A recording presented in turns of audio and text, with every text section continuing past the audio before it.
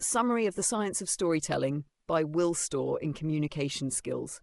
Summary by Alyssa Burnett. Introduction. Stories are everywhere we look. From the plot of the latest TV drama to the hook of an inane commercial, every form of media is trying to hook your attention by crafting a story that will get you engaged. And because we're constantly bombarded by new demands on our attention, our expectations of stories have changed.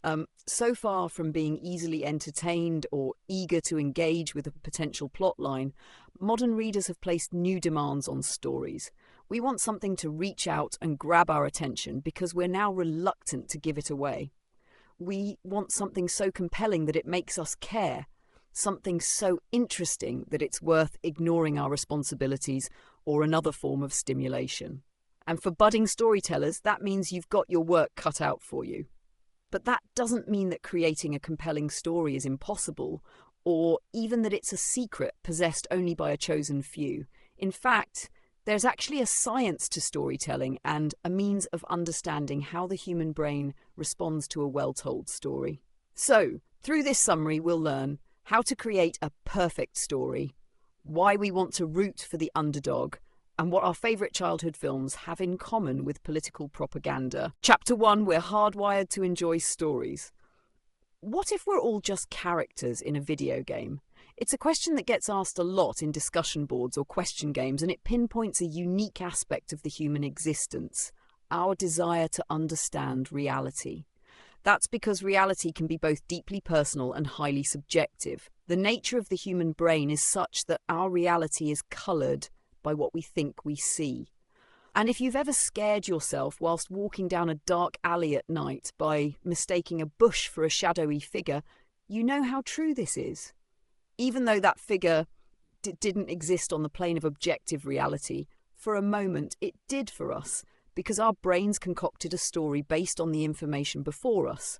Our brains tell us other stories that impact our reality as well, with the most notable example being the story of our own lives. And although "you are the hero of your own story" might sound like an inspirational quote, it's actually a neuroscientific truth. Because your brain is tasked with helping you navigate your own life, it casts you as the hero of your very own life narrative and bases reality off that casting call. It might even stretch the bounds of objective reality in order to realign it with that perception, like allowing you to believe that because you work hard, it was okay for you to steal from your boss, for example. That simple but universal flaw of human perception is what motivates average people to justify their bad decisions and causes convicts to insist that they're innocent, even when they've been proven guilty, or to identify themselves as having above average levels of kindness and empathy, even when they're convicted murderers or rapists.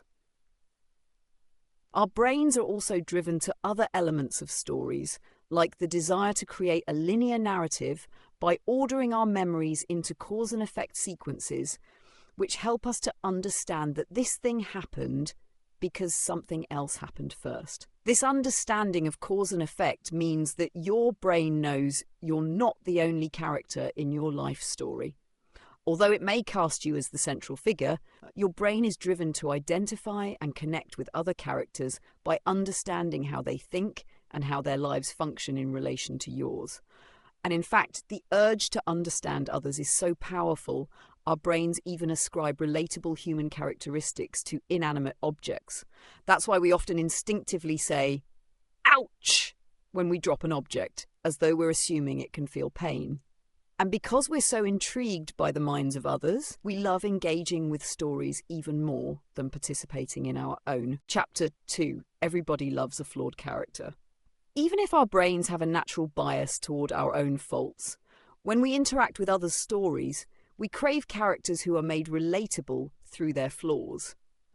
And although it may be a subconscious process, when we explore life through the lens of an imperfect character, we're given a safe space to explore our own flaws in relation to the world. This is vital because our flaws are often deeply rooted in our sense of personal identity, cultural values, or the worldview with which we were raised. These elements can also vary greatly depending on our culture or generation, and our personal flaws may stem from twisted perceptions of the world which were impressed upon us in early life. For example, if you grew up in Victorian England, the value of conformity and decorum might be drilled into you by your society and family. But if you grew up in America during the gold rush, your core values would centre around individuality and the importance of seeking your fortune. But no matter what our worldview and core beliefs are, they often solidify and become a part of us, and we spend most of our adult lives clinging to them.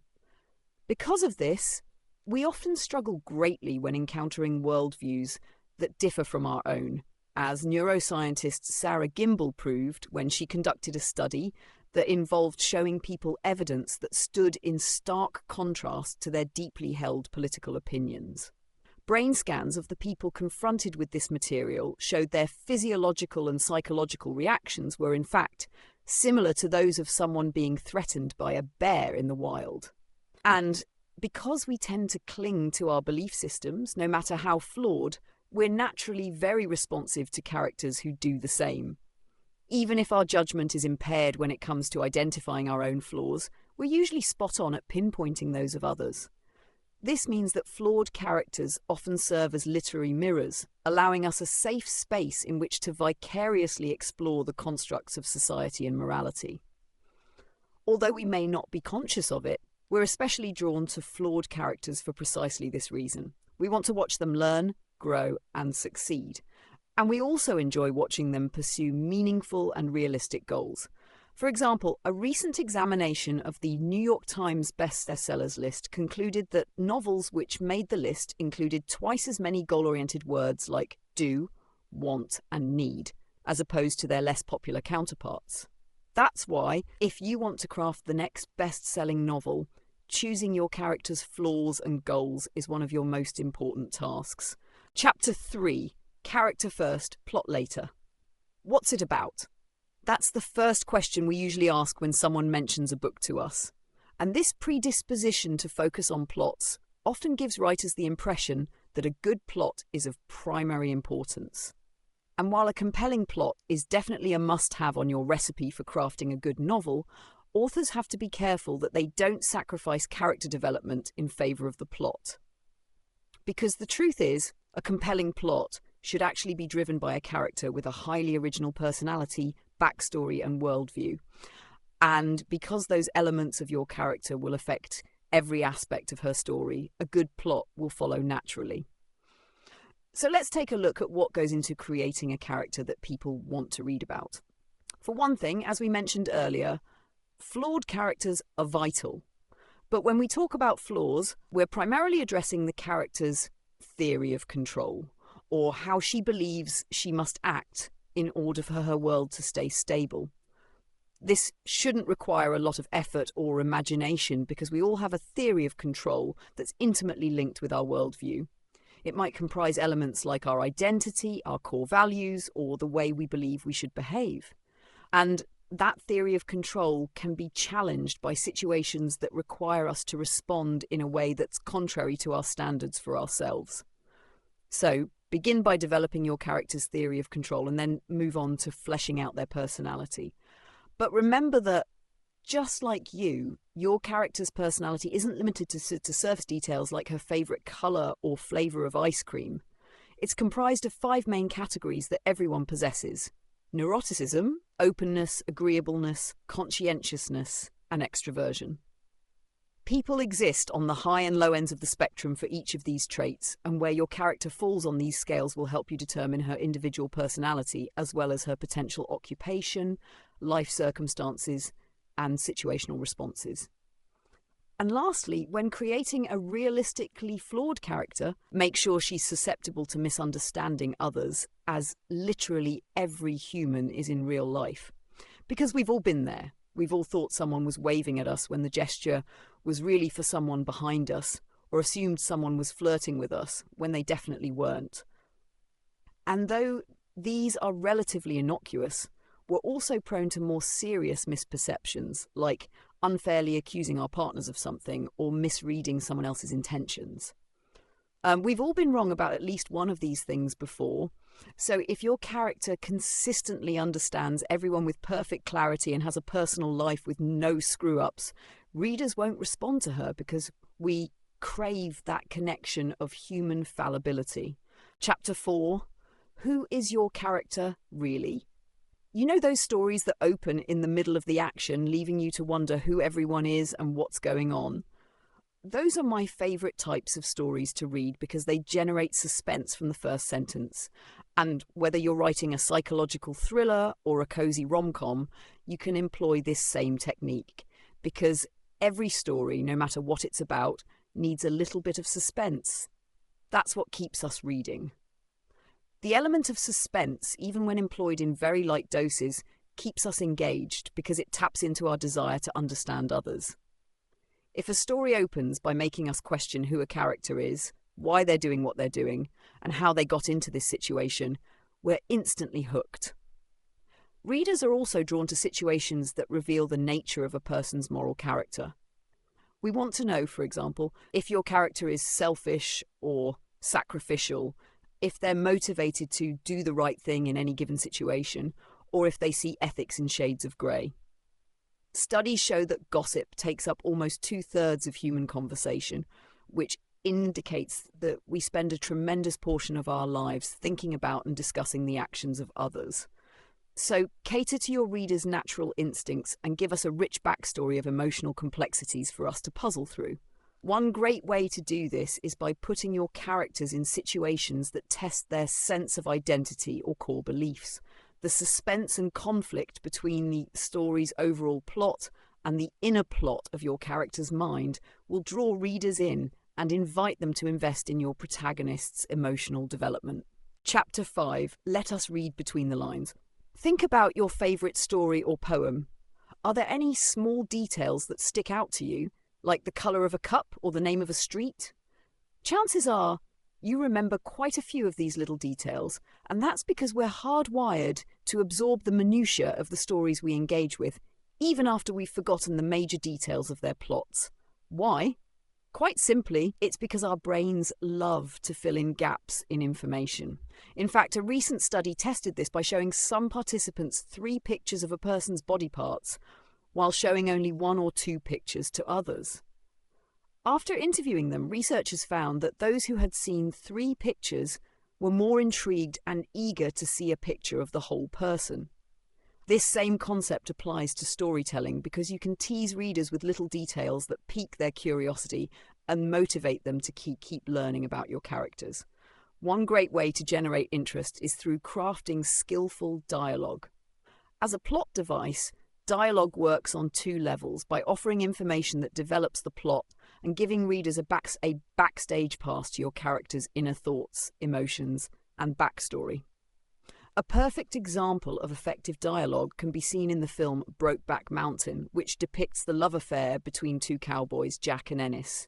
When, in a particularly emotional moment, Jack tells Ennis, "I wish I knew how to quit you," viewers can see how the line says one thing outwardly, but strains with tension and longing beneath the surface. Descriptions of your character's environment can also be effective in revealing secret glimpses of a character's inner world. Moments that might not be explicitly narrated by a character, like a shot of something they'd prefer to keep hidden from others, or glimpses of the decor in their homes, can tell us a lot about them without the need for excess descriptions. This ties into the cardinal storytelling rule, show, don't tell, and can help you to create a smooth and evocative world for your readers. Chapter 6. Most good stories are about a change in status. So now that we've looked at all the key elements of a compelling story, let's take a look at what you can do to keep people hooked to the very end. Although every story is different in its own way, compelling plots often have a single common denominator, a shift in status. Whether it involves a character's struggle to reach a goal, a heartwarming rags-to-riches tale, or the quest to depose an unjust ruler, most good stories involve some form of change in a character's status. Just like dialogue taps into our desire to understand the lives and motivations of others, the plot device of status change resonates with our inherent preoccupation with determining our place in the world. In fact, studies show that status is so important to us that our physical and mental health is deeply impacted by our perception of the status allotted to us by others. So it stands to reason that if something is this important to us, we're definitely compelled to read about it. And just as we enjoy working toward our own goals, we want to feel connected to a character's pursuit of their goals. Our desire to be included in someone else's struggle is one of the primary reasons we enjoy video games. Because we're programmed to seek goal-oriented tasks, video games hold a unique power to engage us through their combination of character-driven plots and tasks that earn us a higher status.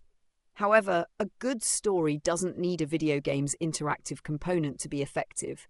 By simply creating an engaging plot driven by flawed characters who are motivated to change their status, you can keep your readers hooked till the final page. Chapter 7, The Pen Really Is Mightier Than the Sword. Stories have a unique power to shape our worldview. You know this if you ever watched Disney movies as a child and came to expect that your life really would be a fairy tale, that you would find your one true love, and that you too could have enchanted adventures.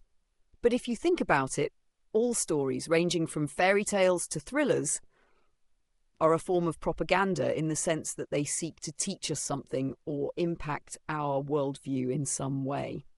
By depicting some characters as right and others as wrong, stories have the power to influence our sense of morality and consequence.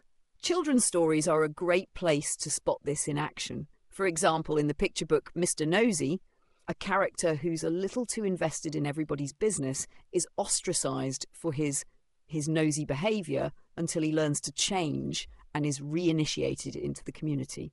This, of course, teaches children that nosiness is a negative trait and that they should avoid it if they want to be accepted. And just as they have the power to teach lessons about personal morality and individual status, stories also have the power to change the course of history by instigating social change. Stories like Uncle Tom's Cabin, for example, had a significant impact on white people's perception of slavery. By arousing sympathy in readers and raising their awareness of injustice, fictional slave narratives motivated more people to join the abolition movement. Even though we might not personally experience slavery or being ostracized for nosy behavior, these stories are effective because they transport us to another world that allows us to experience and interact with issues in our imagination. By losing ourselves in a story, we unwittingly open ourselves up to a new world of exploration, personal discovery, and connections with others. Chapter 8, Final Summary. The human brain is drawn to stories, but most of all, we crave stories about flawed characters with realistic and relatable human experiences. If you want to write a compelling story that people will engage with, it's best to start by crafting a unique and fully developed character and allow your plot to flow naturally as a result of that character's struggles. Additional elements like strong dialogue and descriptions that rely on showing rather than telling are also key for creating a story that will hook your reader's interest. And last but not least, remember to identify the status change that is integral to your plot's core.